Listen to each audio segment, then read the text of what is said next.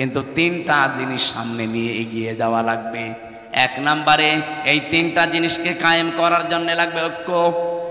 আসেন তো আমরা ঐক্যবদ্ধ হই এই তিনটা বিষয় সামনে নিয়ে। আল্লাহ না'বুদা ইল্লাল্লাহ, আল্লাহ ছাড়া কারো ইবাদত, বলেন বলেন ইবাদত কি?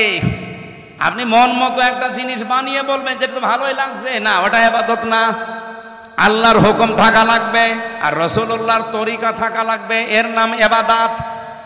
এই কথা বোঝা যায়নি? এই যে আমার তাহেরি ভাই যে জিকির করে ইবাদত মনে করেই করে, ইয়া আলী বাবা, শাহ আলী বাবা, কেল্লা বাবা, ফতে বাবা, দয়াল বাবা, কোন জায়গায় আছে? তাহলে আমরা যে আজ ঐক্যবদ্ধ হতে চাই, শুধু মুসলমানরাই আমরা ঐক্যবদ্ধ হতে চাই এই কথার উপরে যে আল্লাহ ছাড়া আমরা কারো ইবাদত, কারো জিকির আলোচনা আর করব না। এ বিষয়ে যদি কেউ রাজি থাকেন তাহলে আসতে পারেন যে আমরা আল্লাহ ছাড়া কারো ইবাদত করব না। রাজি আছেন না?